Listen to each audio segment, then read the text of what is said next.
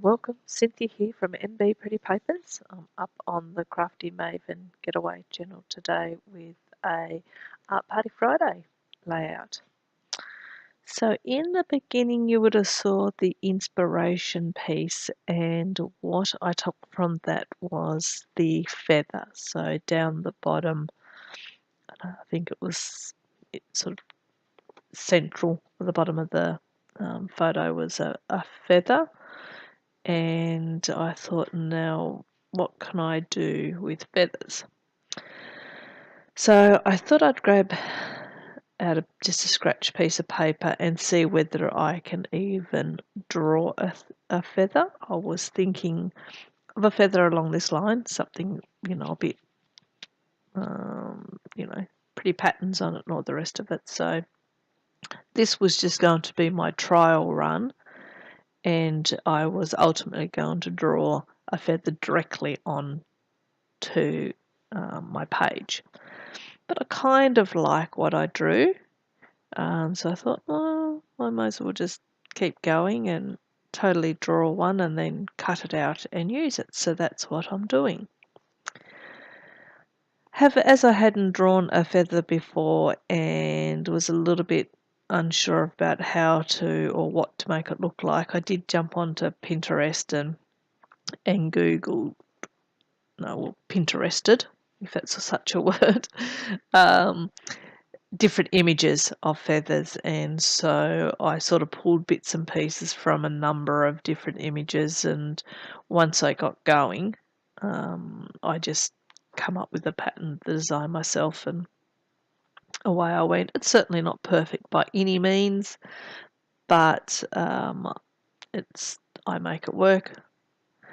So I've just gone through, drawn out my little feathery bits on the side, all different patterns. As I said, I will now go back with my pen. So I'm using I think they're American Craft Precision. No, I'm not going to say it again. I said it once, close enough. Pen. And so I go back in and I draw in some of the darker lines, add some details. And I quite like how this is coming together.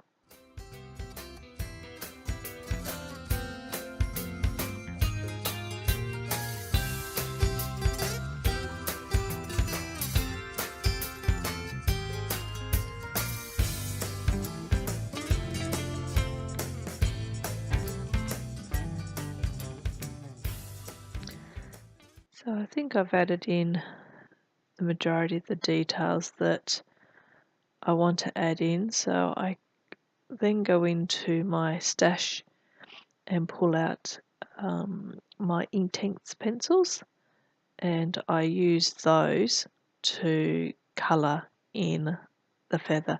Now I know that I want to stick to the tones of the blues and the purples and a little bit of sort of a pink it is. So I just use colours in that range and just sort of mix it up. I love these Inktense pencils. Are probably my favourite colouring tool that I have, if that's what you call them. The colours are just so rich and vibrant, yet once they dry, they are permanent. So I really thoroughly enjoy them. I have this set here. I think there's 36 maybe in this set, and I wouldn't be surprised. I'm pretty sure there's another set of 36 somewhere that I might try to get my hands on as well at some point down the track. So here I am just going in, trying to get the balance across the feather, so that all the colours are sort of equally balanced out. So you see me draw this one and colour this one in, and then I actually go and do another one as well. So I do have two feathers. I'm not too sure exactly what I'm going to do with the feathers. I just know I have feathers, and then I'll figure something out later. initially we thought maybe I'd do some sort of dream catcher with the feathers flowing off. But once I drew my feathers, I decided they were too big for that. So I then decided that, oh, maybe I'll do a butterfly or a bird or something like that. I do draw my second feather exactly the same, as in the curve goes the same way. And as I get further into the page, I realise that I probably need it to have them one sort of curving the opposite direction, but that's not to be, so I make it work. So here it is. Here they both are, both drawn, both coloured in, and now I've trimmed them out. So I've tried to trim out a little bit between the feathers as well, so they can see a bit of gap and you're going to be able to see the background. So I cut out a shape from a bit of scrap paper. I was thinking I'll try to do the body of a butterfly or something like that. And here it is here. Still, this is where you can see my feathers. One sort of goes up and one goes down. So now they're no longer feathers. I've turned them into wings. Pull out the paints, decided that I'll paint this up, and I was initially thinking that I'll still try to stick with the purples and the pinks for the body, but I wanted to have it a lot darker than what the feathers were or the wings were. So I do go through, do all this. In the end, I don't use it. I do find it's a little bit dark, and I happen to be going through some water colour paper that I have, and I was going to pull out another piece and trim out the body again and go again. And you'll see down here, down the track a little bit, that actually when I pulled that out, there was a piece of watercolour paper that I'd experimented on at one stage and had some really nice colours on it. So I thought, well, I think I'll just use those then. Grab the acrylic paints and just going around the edge of my wings just to give them a bit of definition, hide the white edges of the paper that I've used as well.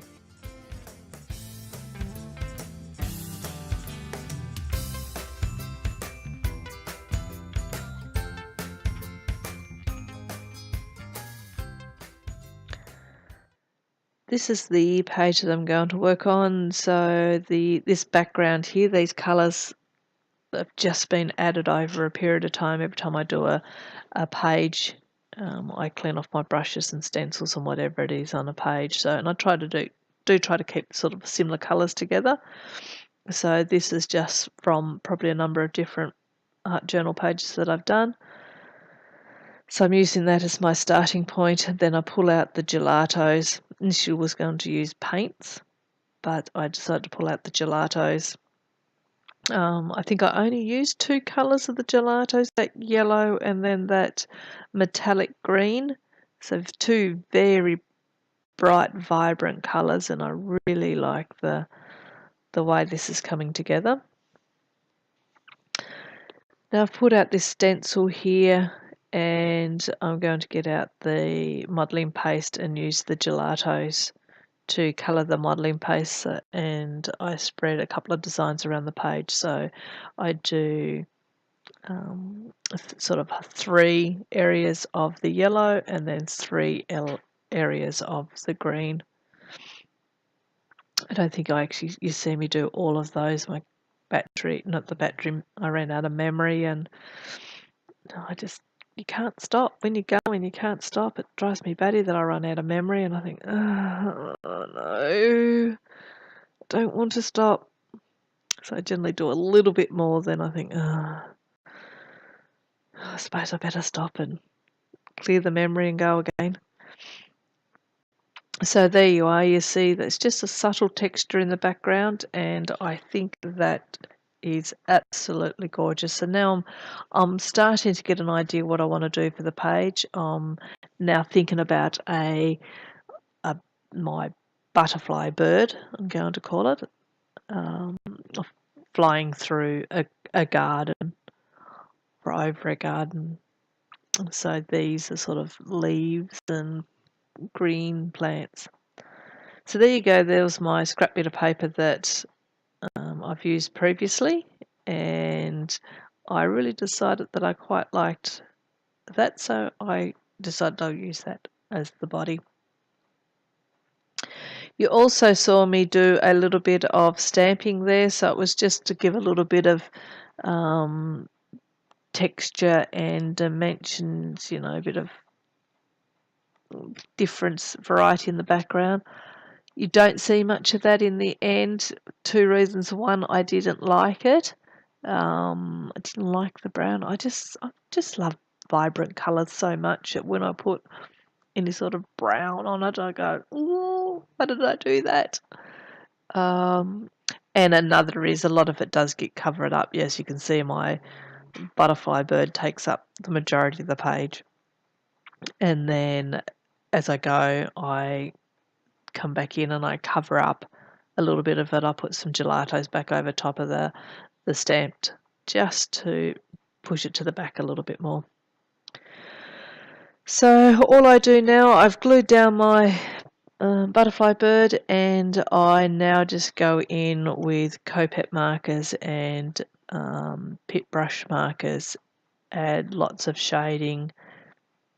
I think I go back around it with a couple of different colours and shades, just to keep adding that dimension and that depth. And here I go with the gelatos, just trying to go back over top of that stamped, just to push it to the back a little bit.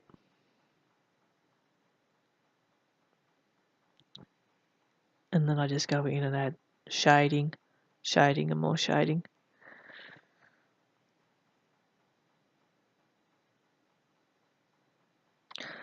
I really love the contrast of my butterfly bird against the bright green background. I really think he makes it pop up off the page lovely. When I was doing that background, initially when I had those greens there, that bright green, I thought, my God, how am I ever going to use this bright green page?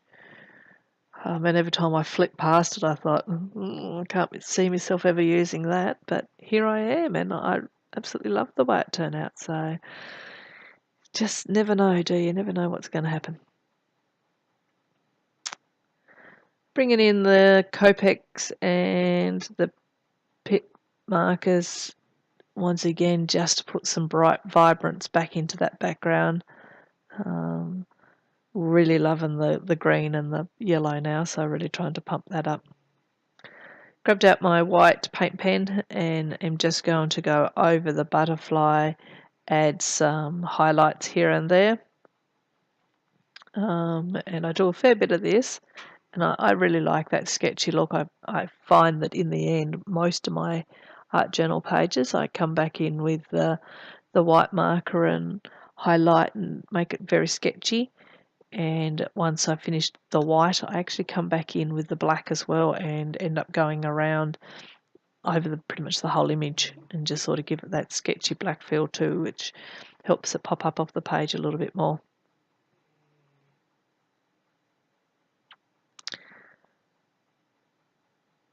I think this detail really helps the butterfly stand off the page. I've put my stamping down, put Free to Fly, as you can see, and that's my title. Come back in with some more white gesso just to give it some whiteness in the background, and this is pretty much it. Darken the edges up, come back over, do a little bit more shading, and the page is pretty much complete. I had a ball doing this page. I love the bright, vibrant colours, as you know I do. And I'm done. I really hope you enjoy this page as much as I did. If you do, please give me a thumbs up. Leave me a comment. I love reading your comments. And jump on over to the Crafty Maven Getaway channel and my own channel and subscribe, and hopefully we'll see you next time. thank you very much for watching, and I will catch you on the next one. Bye.